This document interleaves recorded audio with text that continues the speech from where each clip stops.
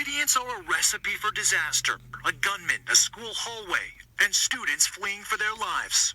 Possibly going to be an active shooter now at Park Rose High School, need more cars. Except this story doesn't end in tragedy. It ends with a heartfelt hug. Obviously, he broke down, and I just wanted to let him know that I was there for him. In May, then 18-year-old Angel Granados Diaz brought a shotgun to his Oregon high school, concealed under a garment bag. Minutes later, sports coach Keanon Lowe, also a security guard, went to check on Granados Diaz, not knowing that he was armed. In a fraction of a second, I analyzed everything really fast. I saw the look in his face, look in his eyes, looked at the gun. Prosecutors say the student tried to discharge the weapon on himself before Lowe wrestled it away, handing the shotgun to a teacher, and then this hug that seemed to go on for minutes, the boy tightening his arms, and the coach his resolve. Tonight, public reaction to this heart-melting gesture pouring in. What a compassionate hero. This coach has tremendous courage. In another tweet, kindness speaks volumes. Granados Diaz reaching a plea agreement with no time behind bars, but mandatory mental health treatment. As for the coach who saved the day, Lowe played wide receiver in college, a position known for quick moves and strong instincts.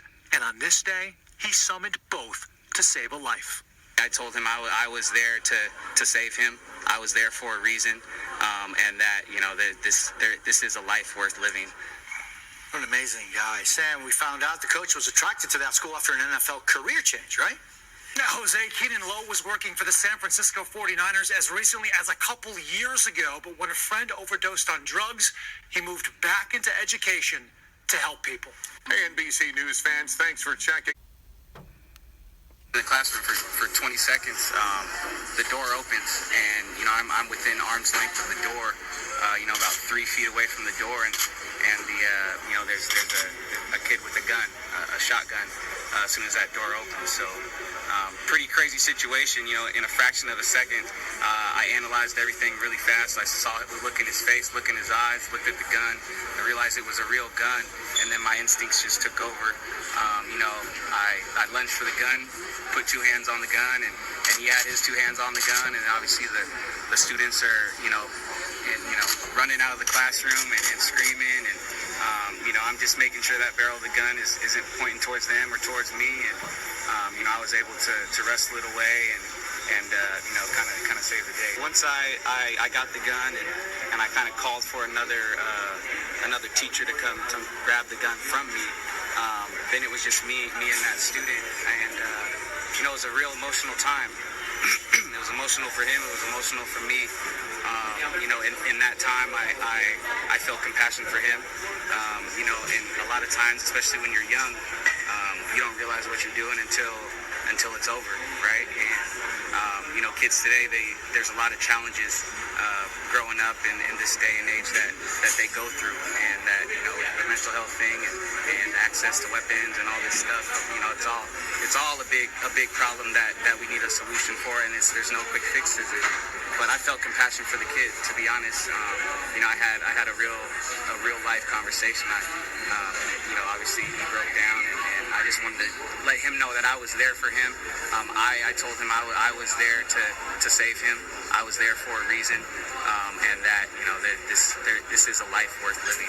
It's been a tough weekend for all of us, really. Everybody in Oregon and a lot of people around the country. I've been getting a lot of love from all around the country, because this is such a story that usually ends in tragedy, and this is from God's will that this ended up well. It's a scary situation.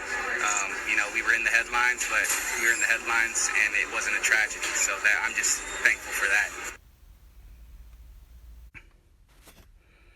Good afternoon, man. Good afternoon. Good morning to some of you in the other time zones. It's your brother GJ, the right-wing neo-Afrocentrist, hitting y'all with this right-wing neo-Afrocentrism. I know the last few stories I've been doing have been downless, man. They ain't really been too inspirational. You dig what I'm saying? You could take inspiration from it, because like I say, it's all about pushing black patriarchy.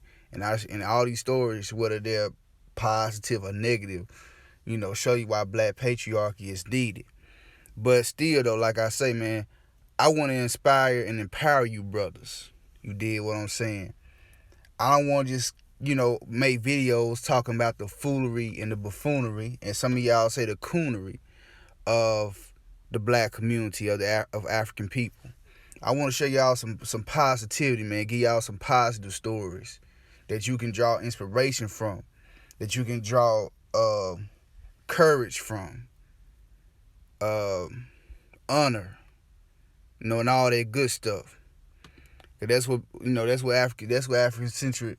That's the main thing about Afrocentrism, man. Being African centered, we like to highlight the best of our people, and just because I have a different perspective on Afrocentrism, that's one value of Afrocentrism that I would never stray away from, which is showing the positivity and the greatness of our people. Some of y'all like to call it black excellence.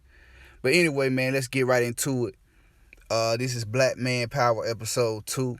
You did a series that I'm doing highlighting positive examples of real black masculinity. Not that for real stuff, but real black masculinity. Real black manhood, real black patriarchy. You did.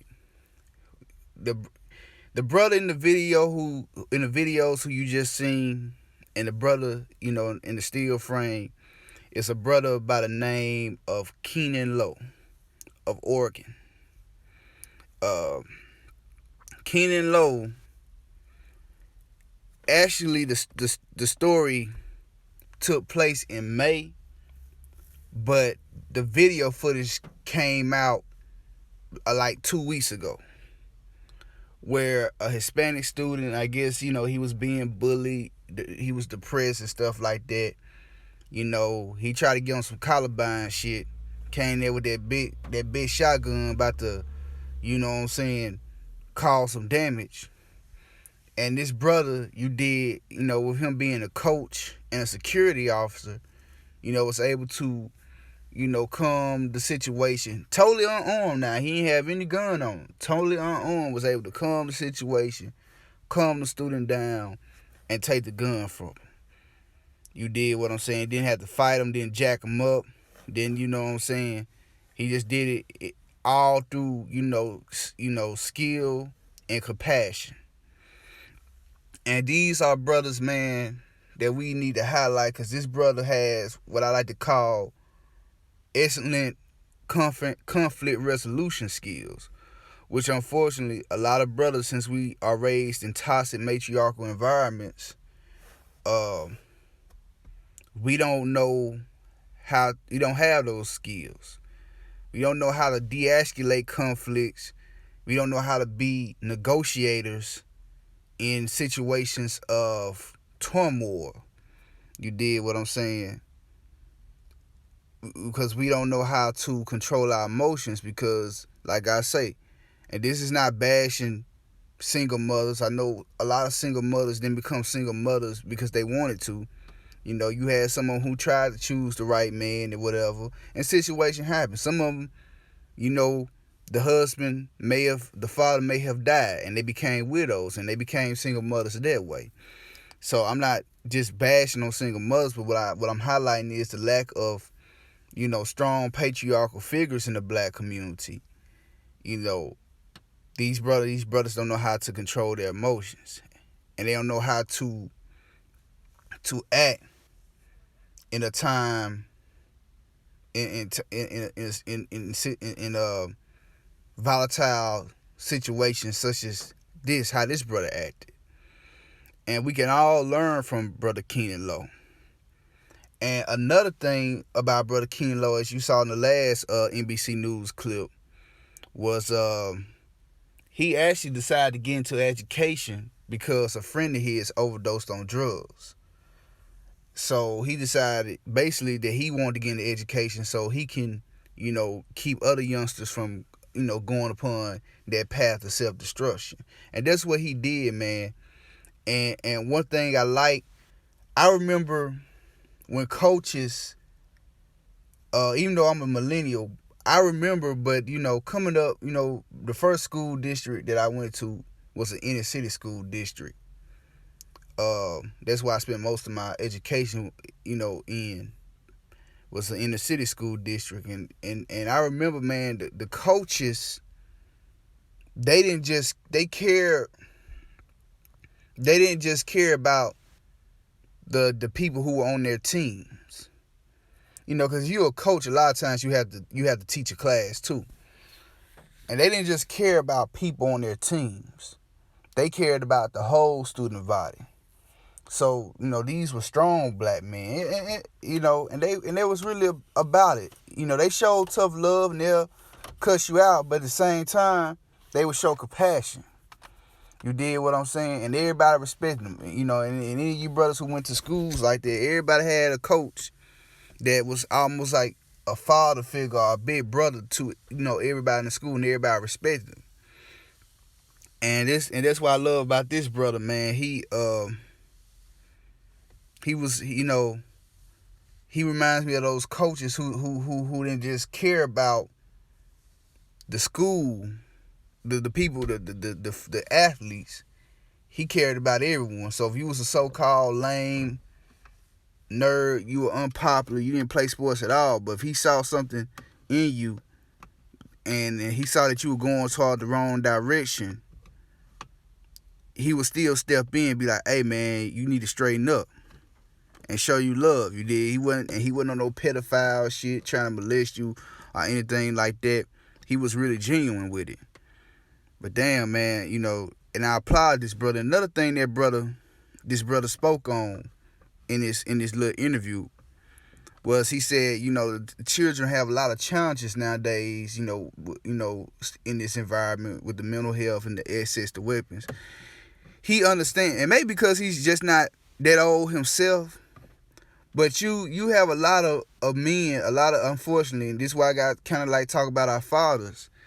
You have a lot of men who, and I understand the masculinity aspect, because, you know, and y'all know I support the masculinity aspect, but, you know, part of masculinity, you know, compassion is a part of masculinity too.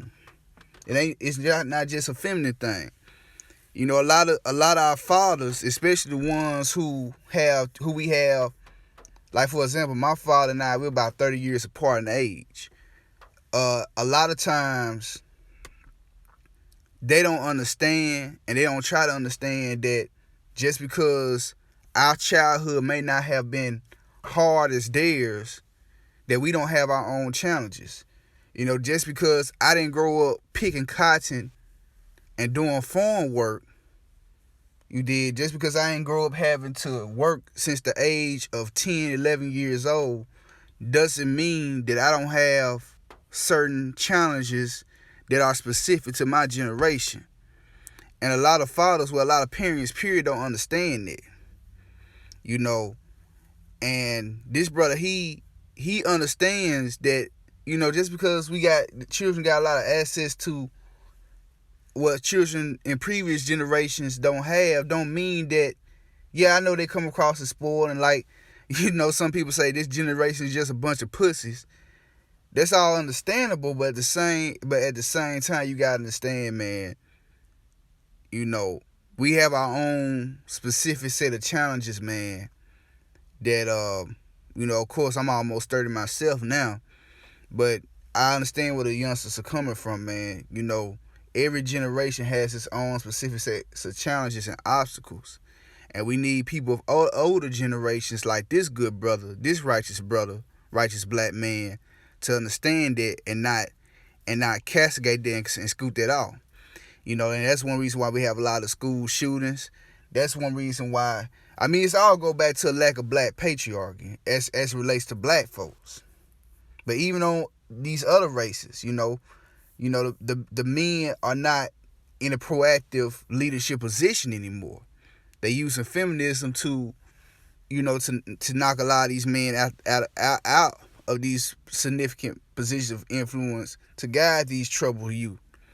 And it's definitely evident in our race. And that's why I say, man, black patriarchy needs to be pushed, man, relentlessly and vehemently. It needs to be pushed relentlessly and vehemently, because, you know, we need that, man. We definitely need that.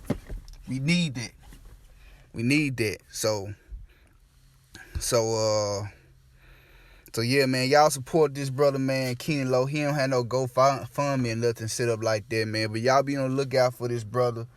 You did, and like I said, I'm gonna keep uploading other positive examples so we can draw righteous inspiration from. You know, this ain't all about just pointing the bad, man. I ain't gonna be just, you know what I'm saying, pointing out dramatic stories.